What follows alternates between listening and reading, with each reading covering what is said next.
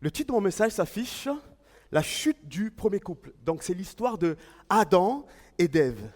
La Bible nous dit qu'au commencement, Dieu créa un monde parfait.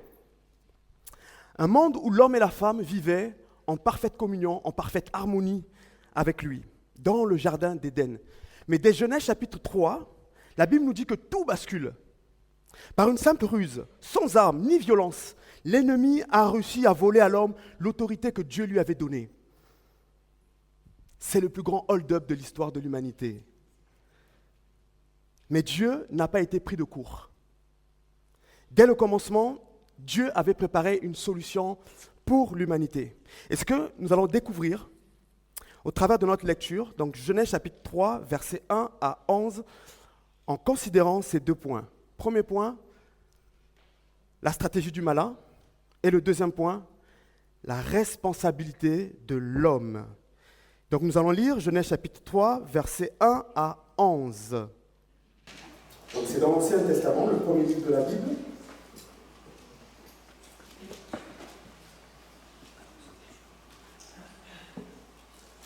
Le serpent était le plus rusé de tous les animaux des champs que l'Éternel Dieu avait fait.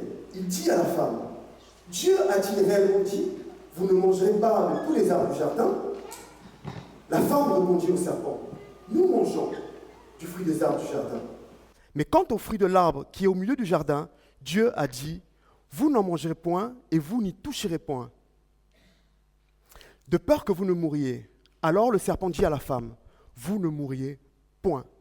Mais Dieu sait que le jour où vous en mangerez, vos yeux s'ouvriront et vous serez comme des dieux, connaissant le bien et le mal. » La femme vit que l'arbre était bon à manger et agréable à la vue, et qu'il était précieux pour ouvrir l'intelligence. Elle prit de son fruit et en mangea. Elle en donna aussi à son mari qui était auprès d'elle, et il en mangea. Le verset 7, donc les conséquences de la chute. Les yeux de l'un et l'autre s'ouvrirent, ils connurent qu'ils étaient nus, et ayant cousu des feuilles de figuier, ils s'en firent des ceintures. Alors, ils entendirent la voix de l'Éternel Dieu qui parcourait le jardin vers le soir. Et l'homme et la femme se cachèrent loin de la face de l'Éternel Dieu, au milieu des arbres du jardin. Mais l'Éternel Dieu appela l'homme et lui dit, « Où es-tu » Il répondit, « J'ai entendu ta voix dans le jardin, et j'ai eu peur, parce que je suis nu, je me suis caché. » Et l'Éternel Dieu dit, « Qui t'a appris que tu es nu ? Est-ce que tu as mangé de l'arbre dont je t'avais défendu de manger ?» Amen. Merci Seigneur pour sa parole. Merci, sa parole, c'est une lampe à nos pieds, une lumière sur notre sentier. Sa parole, elle éclaire le monde. Ce monde qui est dans l'obscurité, ce monde qui est dans les ténèbres. La Bible nous dit que dès le départ, au commencement, Dieu créa les cieux et la terre. La terre était informée vide, il y avait les ténèbres à la surface de l'abîme, et l'Esprit de Dieu se mouvait au-dessus des eaux. Et Dieu dit que la lumière soit, et la lumière fut, et la parole de Dieu dit que cela était bon. Amen. Et donc Dieu dit, faisons l'homme à notre image, à notre ressemblance. Et donc Adam a été tiré de la terre. Dieu a soufflé dans cette terre et Adam devint une âme vivante. Donc Adam, en hébreu, c'est quelqu'un qui vient de la terre, donc le glébeux. Et donc Dieu dit à Adam, tu pourras manger de toute l'herbe et de tous les fruits. Tous les arbres fruitiers, tu pourras en manger. Par contre, tu pourras cultiver et garder ce jardin dans lequel je t'ai mis. Mais tu ne mangeras pas l'arbre de la connaissance du bien et du mal. Car le jour où tu en mangeras, tu mourras certainement. Et en fait, certainement, ce n'est pas comme aujourd'hui où on dit certainement, je pense qu'il sera là. Mais certainement, ça veut dire cela se fera. Tu mourras. Et donc Adam nomma les animaux. Mais la Bible dit qu'il ne trouvera pas une aide semblable à lui. Dieu avait dit, il n'est pas bon que l'homme soit seul. Genèse chapitre 2, versets 23 à 25. Dieu a retiré de l'homme, donc a retiré à partir de la côte de l'homme, une femme. Et l'a emmenée vers Adam. Adam dit, voici, cette fois-ci, celle qui est os de mes os, chair de ma chair. On l'appellera femme parce qu'elle a été prise de moi. C'est pourquoi l'homme quittera son père et sa mère et s'attachera à sa femme et deviendront une seule chair. L'homme et sa femme étaient tous deux nus et n'en avaient point honte. Une seule chair, c'est pour un but spirituel commun. L'homme et la femme étaient censés, tous les deux, obéir à Dieu et servir dans ce jardin d'Éden. Le jardin d'Éden était un endroit majestueux, magnifique. C'était le lieu de la présence de Dieu sur terre. Et donc tout allait bien. Tout allait bien pour Adam, tout allait bien pour la femme, qu'on appelle Ève. Mais la question qu'on peut se poser, qu'est-ce qui s'est passé dans ce jardin? Pourquoi les choses n'ont pas bien fonctionné dans le couple? Et la Bible nous dit qu'un être spirituel s'est immiscé dans ce couple. Et cet être spirituel, c'était un chérubin rebelle. Et maintenant, on va un peu voir qu'est-ce que c'est qu'un chérubin. La Bible nous dit, dans Ézéchiel chapitre 1 et Ézéchiel chapitre 10, donc c'est lorsque Ézéchiel est emmené en captivité, alors qu'il était sur le bord du fleuve du Kébar, il eut une vision. Et il vit le trône de Dieu. Et avant de voir le trône de Dieu, il a vu 4 êtres vivants. 4 êtres vivants sous le trône de Dieu. Et la Bible appelle ces êtres des chérubins. 4 êtres vivants. Ils ont 4 ailes. 2 qui se touchent et 2 pour se protéger le corps. Les chérubins avaient 4 faces. Une face de veau, qu'on appelle encore face de chérubin, une face de lion, une face d'aigle et une face d'homme. Lorsqu'ils se promenaient, il y avait des éclairs, il y avait du feu. Et tout autour, à l'intérieur et à l'extérieur de leur corps, il y avait beaucoup d'yeux. Et Lucifer, la Bible nous parle de Lucifer. Lucifer était un chérubin protecteur aux ailes déployées. Donc lorsque le chérubin part en mission, il déploie ses ailes. Donc les chérubins, c'est une catégorie d'anges. Et Lucifer était un chérubin fidèle, trouvé fidèle dans toutes ses voies, jusqu'au jour où l'iniquité a été trouvée dans son cœur. Il s'est révolté contre Dieu et il a été chassé du ciel. La Bible nous parle d'aujourd'hui, son nom c'est Satan, le diable, il est ennemi de Dieu, il est l'accusateur de nos frères, donc c'est lui qui passe son temps à nous accuser auprès de Dieu. Et la Bible nous dit que c'est un être corrompu et pervers. Lorsque Dieu dit par exemple, c'est bleu, il dira non, c'est vert turquoise par exemple. Ou bien, il sera capable de nous faire comprendre que le jaune, c'est le bleu. Mon premier point, la tentation. Donc la stratégie du mal, qui est la tentation. Il est bien plus facile de polluer une source que d'en créer. Vous voyez ici, bon, j'ai mon petit piment, j'ai du sel.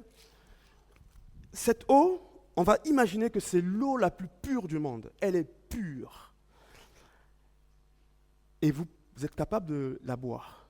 Mais si je verse un petit peu de piment dedans, je vais éviter d'en verser.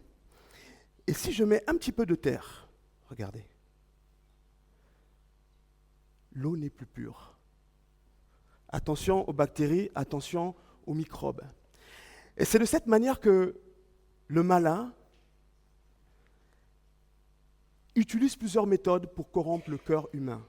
Donc un cœur peut être pur, parfait, mais le malin va tout faire pour essayer de le corrompre. Et c'est ce que le malin fait aujourd'hui pour corrompre les hommes et les femmes, pour les détourner de notre Seigneur Jésus-Christ, pour les détourner de notre Dieu. La Bible nous dit dans 1 Pierre chapitre 5, verset 8, donc ça ne s'affiche pas, « Soyez sobres », donc c'est Jésus qui le dit, non pardon, Pierre, « Veuillez votre adversaire le diable rôde, cherchant qui il dévorera. » L'apôtre Pierre est en train de dire, faites attention à cet être. Et lorsque Pierre était vivant, et lorsque Jésus était encore sur terre, Jésus avait dit à Pierre, « Pierre, prie, tiens-toi prêt, l'adversaire rôde. » Et quand le malin s'approche, il ne s'approche pas comme un monstre effrayant, mais comme un serpent, discret, habile, un être familier. On peut dire serpent, on peut dire chat, mais la Bible prend cette image du serpent. Genèse chapitre 3, verset 1. Le serpent était le plus rusé, donc ça veut dire le plus fourbe de tous les animaux des champs que l'Éternel Dieu avait fait. Il dit à la femme, Dieu a-t-il réellement dit, vous ne mangerez pas de tous les arbres du jardin? La Bible nous dit aussi que Satan se déguise en ange de lumière. Il sous-entend apporter un éclairage, une bonne idée qu'il met dans notre esprit. Une bonne idée qu'il met sur les réseaux sociaux. On a tous l'impression que cette idée, c'est cette idée qui va changer notre vie. Mais derrière cette idée, il y a la corruption. Le diable dira à la femme, est-ce que Dieu vous a-t-il interdit tous les arbres du jardin? Non, est-ce que c'est tous les arbres? Non, un seul arbre. Et donc, l'ennemi, il exagère, il est dans l'exagération. Le verset 2 et le verset 4, la femme répondit au serpent, « Nous mangeons du fruit des arbres du jardin. Mais quant au fruit de l'arbre qui est au milieu du jardin, Dieu a dit, vous n'en mangerez point et vous n'y toucherez point. » Bon, elle a rajouté quelque chose, mais aujourd'hui, ce n'est pas grave. Elle a dit, vous n'en mangerez point de peur que vous ne mouriez. Alors le serpent dit à la femme, vous ne mourriez point. Il dit, mais c'est faux tout ce que Dieu t'a dit. Il raconte n'importe quoi. La parole de Dieu, elle est fausse. C'est ce qu'on nous dit dans le monde. C'est ce que le monde nous dit. C'est ce que le monde veut essayer de nous faire comprendre. Vous n'allez peut-être jamais ouvrir votre télé, allumer et entendre dire, la parole de Dieu est fausse. Dieu est vivant. On racontera tout, on parlera de tout, mais sauf de la parole de Dieu.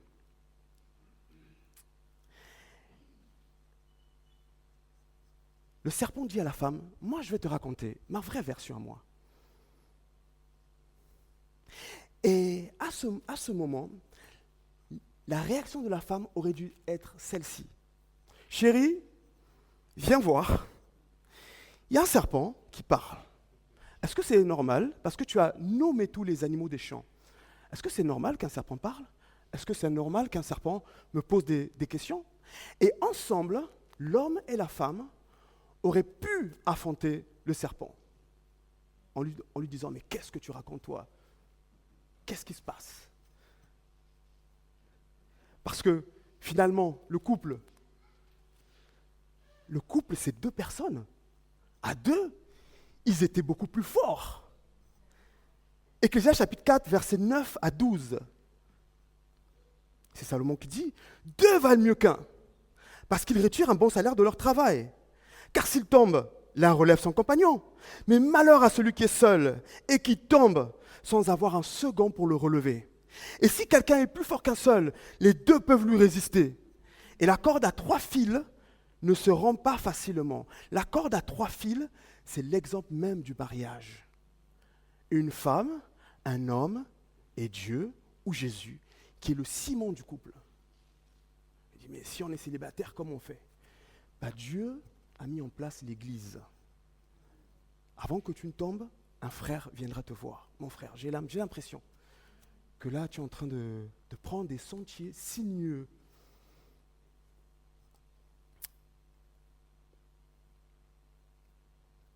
Le serpent dit à la femme, donc Genèse chapitre 3, verset 5, « Oh, Dieu sait, le jour où vous en mangerez, vos yeux s'ouvriront et vous serez comme des dieux. Vous connaîtrez le bien et le mal. » Et donc le serpent dit à la femme, voici la vraie raison. Je vais te donner moi la vraie raison. Lorsque l'homme et la femme, tous les deux, pas juste la femme, pas juste l'homme, mais tous les deux, lorsque vous mangerez, vous serez comme Elohim. Et en fait, c'est une arnaque. Ce n'est pas vrai. Qui est Elohim? Elohim est Dieu. Il est le Dieu créateur des cieux et la terre. La Bible nous dit qu'il était là dès le commencement.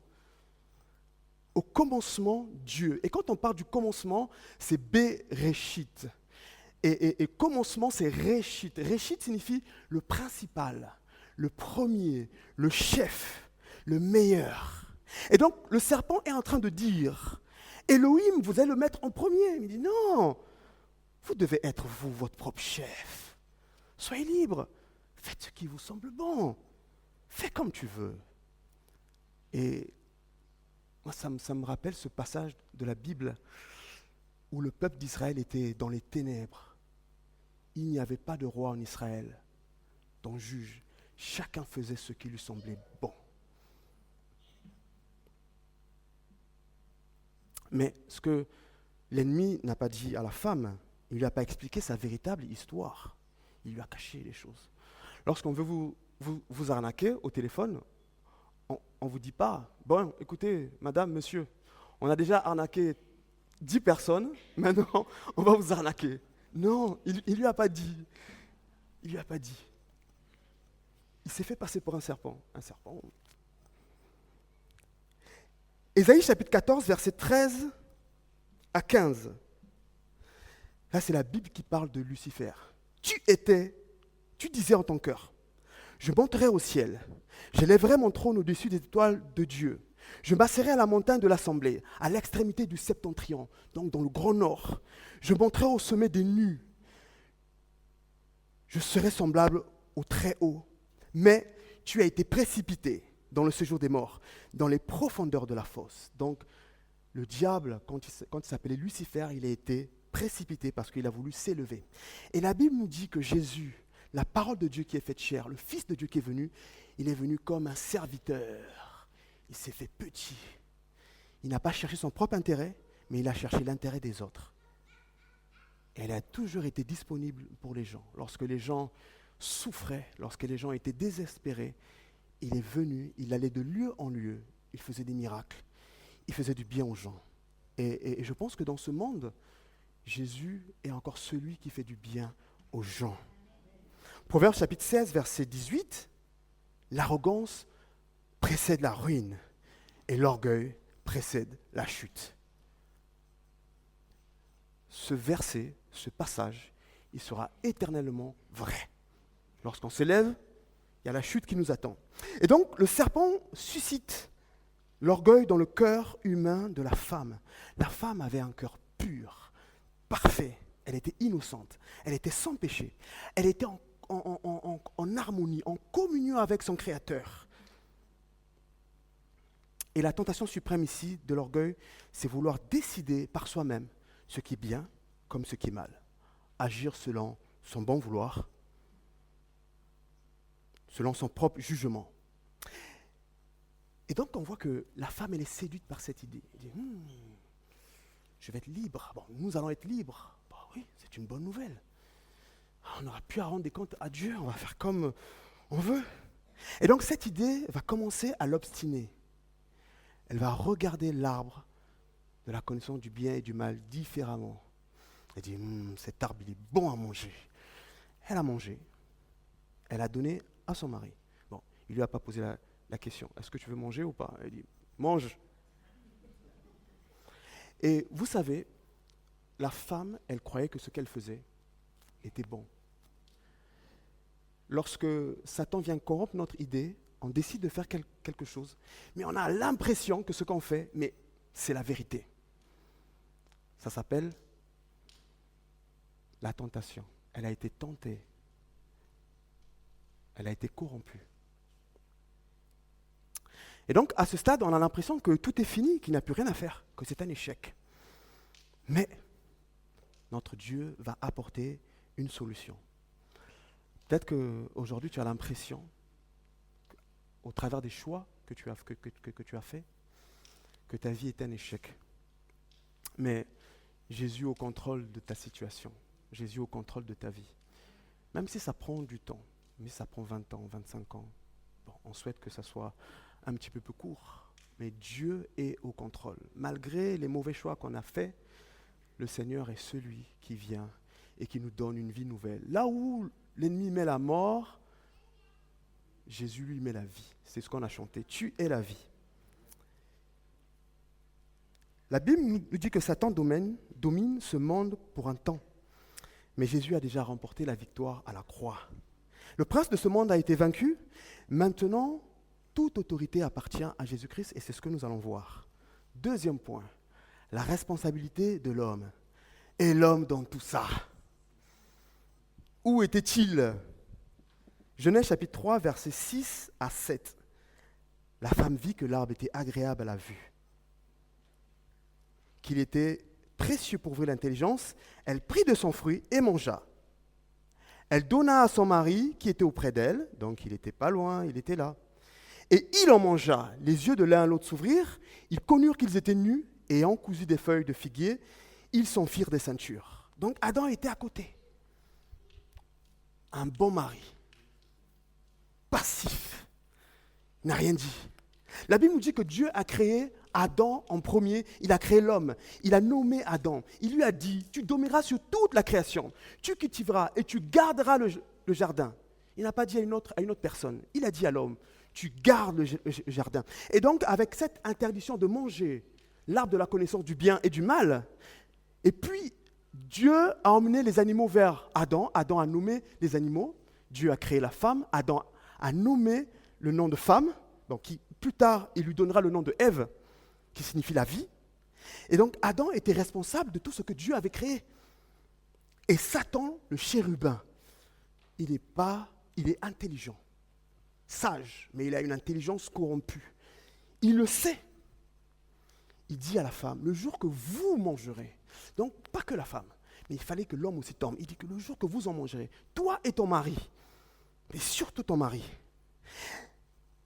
c'était à l'homme de prendre l'initiative en tant que responsable de l'humanité, en tant que responsable de la création. Il devait prendre l'initiative, il devait dissuader sa femme de ne pas manger ce fruit et de la protéger. Chérie, qu'est-ce qu'il t'a dit? Quoi? Devenir comme des dieux? Mais non, on a déjà tout ce qu'il nous faut. Regarde tous ces fruits. Regarde des herbes, le pissenlit. Regarde, on a tout ce qu'il nous faut. On mange, on est bien. Le Seigneur est là. Il aurait pu parler.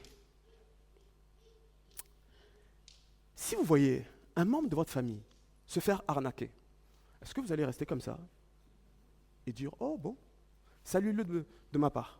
Non.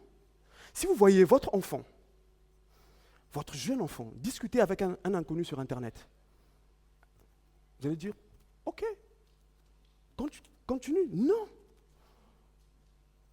Mais c'est notre rôle en tant que mari, même en tant que femme, de dissuader quelqu'un qui est en train de se faire arnaquer. De quelqu'un qui est en train de prendre des sentiers sinueux, donc des sentiers pas droits.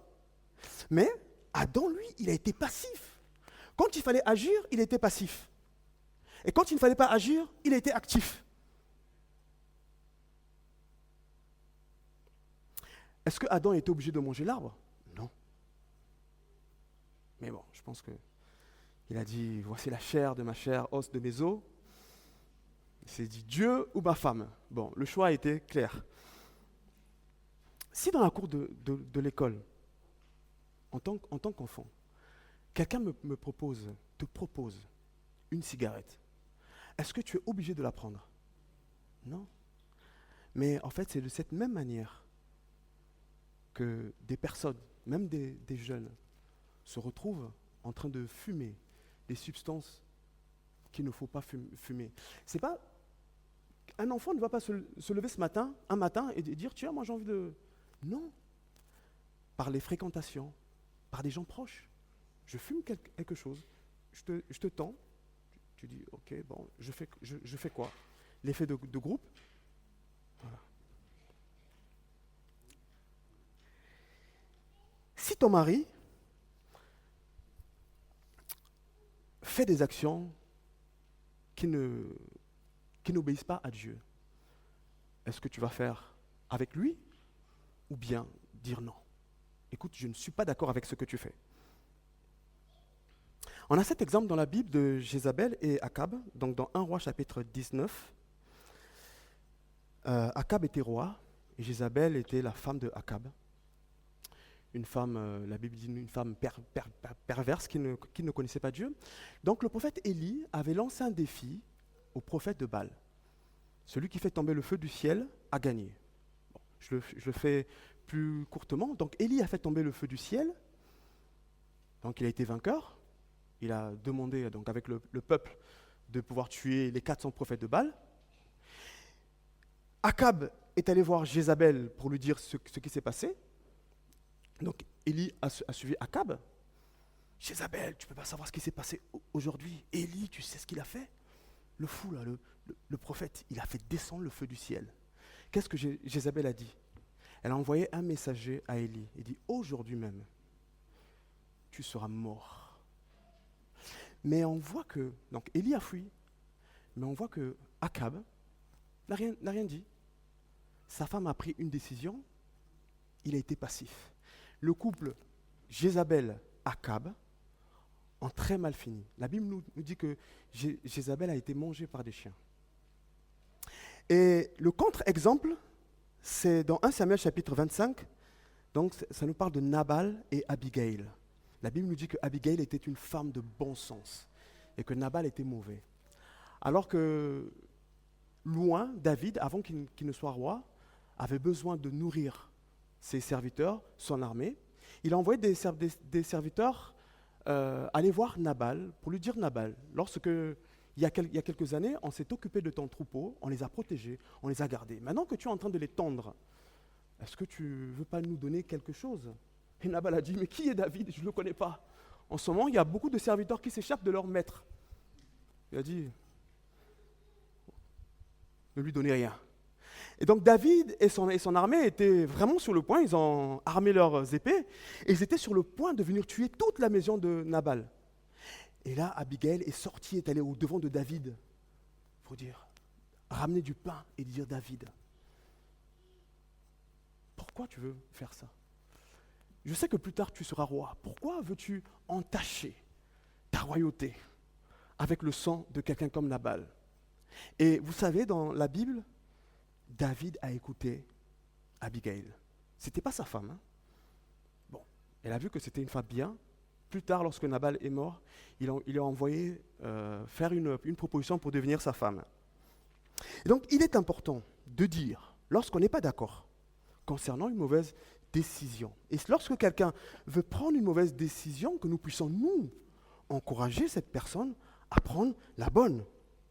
Et le monde dans lequel nous sommes en train de vivre est un monde qui est en train de sombrer. Même les couples sont en train de sombrer. Les couples s'associent pour faire du mal. Qui va dissuader l'autre de faire du mal? Ceux qui nous dirigent, ceux qui nous gouvernent. Si par exemple quelqu'un a envie d'envoyer une bombe au Japon, tuer 200 000 personnes, est-ce qu'il y a une femme qui est capable de dire non, ce que tu fais là n'est pas bon? Ne le fais pas. Et dans ces derniers temps, l'ennemi s'attaque aux couples. Les enfants subissent les conséquences. La vie scolaire prend un coup. Je ne sais pas s'il y a des professeurs dans la salle, mais c'est très dur dans les écoles. L'éducation des enfants a pris un coup. Tout le monde souffre. Même les pompiers souffrent. Ils reçoivent des pierres, alors que les pompiers viennent pour sauver des gens. Dans quel monde on est en train de vivre? 2 Timothée, chapitre 3, versets 1 à 4. Sache que dans les derniers temps, il y aura des temps difficiles. Car les hommes seront égoïstes, amis de l'argent, fanfarons, hautains, blasphémateurs, rebelles à leurs parents, ingrats, irréligieux, insensibles, déloyaux, calomniateurs, intempérants, cruels, ennemis des gens du bien. Comment on peut être ennemi des gens du bien? Traîtres, emportés, enflés d'orgueil, aimant le plaisir plus que Dieu. Et on voit qu'à la fin des temps, l'orgueil va s'accroître. L'orgueil, c'est lorsqu'on cherche son propre intérêt. D'abord, moi. Et je fais ce que je veux. Et la déresponsabilisation, c'est de dire, je fais ce que je veux, ce n'est pas mon problème. Cela ne me regarde pas. Donc si t'arrive quelque chose, moi, ça m'est égal. Et tout cela engendre le chaos. Et on replonge dans les ténèbres, petit à petit. Et Jean chapitre 8, verset 12, Jésus, la parole de Dieu, le Fils de Dieu dira, Jésus leur parla de nouveau et dit, moi je suis la lumière du monde. Celui qui me suit ne marchera pas dans les ténèbres, mais il aura la lumière de la vie. Jacques chapitre 4, verset 7, « Soumettez-vous donc à Dieu, résistez au diable, et il fuira loin de vous. » Et le Seigneur, ce matin, il cherche des hommes et des femmes responsables. Donc la responsabilité, ce n'est pas forcément l'homme, aussi la femme, les frères et sœurs, de prendre soin des uns des autres. Ne pas dire, bon, l'autre il passe par le moment difficile, moi, ça ne me regarde pas. Non, c'est de dire, je vais voir la personne, je vais la soutenir. Et le Seigneur aussi nous encourage en tant qu'Église à faire front commun, à nous soutenir pour surmonter le mal. Ne pas laisser le mal nous diviser. Parce qu'au final, c'est ce que l'ennemi a fait. Et donc l'homme et la femme étaient cachés. Alors qu'ils ont péché, le péché est entré dans le monde, la mort est entrée, la peur, ils se sont cachés. L'homme et la femme, il dit, chérie, pourquoi on a fait ça? Qui c'est qui va dire à Dieu ce qui s'est passé? C'est toi ou c'est moi? Non, c'est toi. C'est toi l'homme, vas-y, dis-le. Il dit non, c'est toi. Et en fait, les accusations ont commencé. Et la Bible nous dit, le verset 8 au verset 11, « Alors ils entendirent une voix, la voix de l'Éternel Dieu qui parcourait le jardin vers le soir. Et l'homme et la femme se cachèrent. » Donc l'homme et la femme se cachent ensemble, au milieu des arbres du jardin, donc ils sont ensemble, mais Dieu, l'Éternel Dieu appela l'homme et lui dit, « Où es-tu » Il répondit, « J'ai entendu ta voix dans le jardin, j'ai eu peur parce que je suis nu et je me suis caché. » Et l'Éternel Dieu lui dit, « Qui t'a appris que tu étais nu? Est-ce que tu as mangé de l'arbre dont je t'avais défendu de manger ?» Dieu est en train de dire, en tant que responsable de l'humanité, « Où es-tu, Adam? Où en es-tu » Et Adam dira, « C'est la faute de la femme. C'est pas de ma faute. » Et à cet instant, Adam a même du mal à accepter sa faute. Et en fait, la mort est entrée dans le monde. Il y a maintenant une séparation. Donc il y a ce qu'on appelle des ruptures.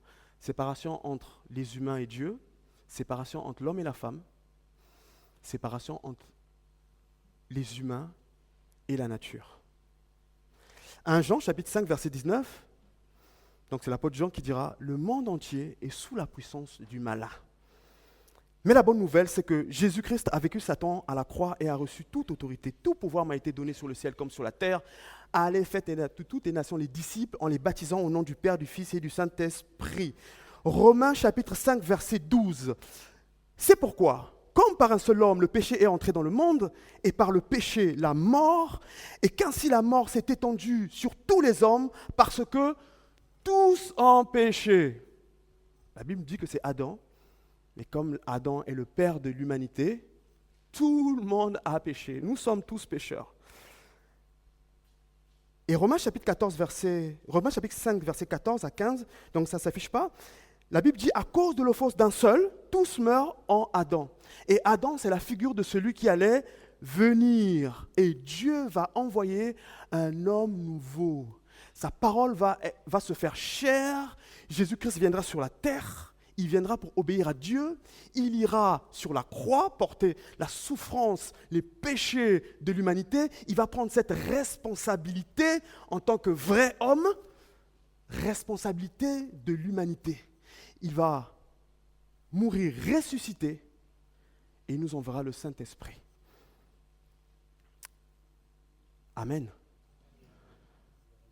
Aujourd'hui, nous sommes, en tout cas pour ceux qui ont donné leur vie à Jésus-Christ, nous sommes devenus des hommes et des femmes nouveaux.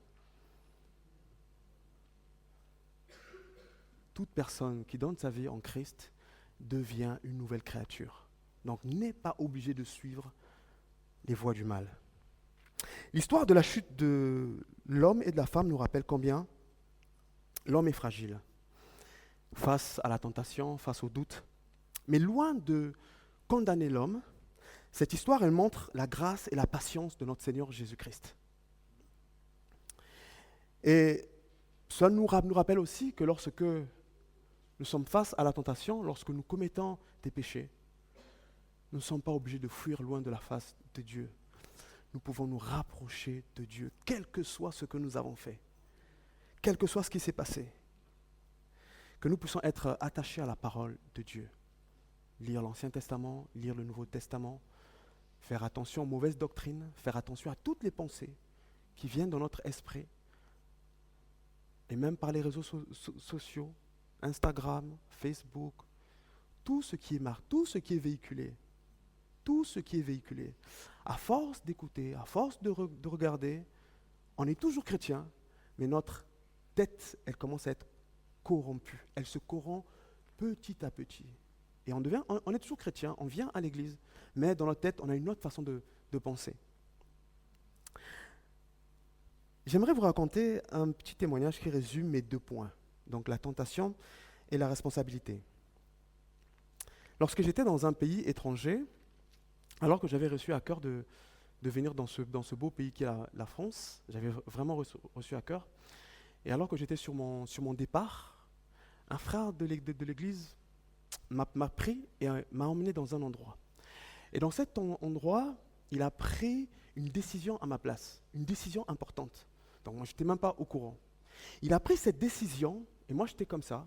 Bon, j'avais 22 ans, hein, j'étais encore jeune. Hein. Je n'ai rien dit, je n'ai rien fait. Je suis rentré chez moi, toute la nuit, je n'ai pas dormi. J'ai dit non. J'ai dit, c'est à moi de prendre des décisions, ce n'est pas à quelqu'un d'autre. Et donc, le lendemain, je suis allé voir mon pasteur et sa femme qui m'ont dit, Cédric, ta vie, elle t'appartient, tu as le droit de décider de ce que tu veux. Et donc, heureusement pour moi, ma décision a été réversible. Donc, je suis retourné et j'ai dit, finalement, non.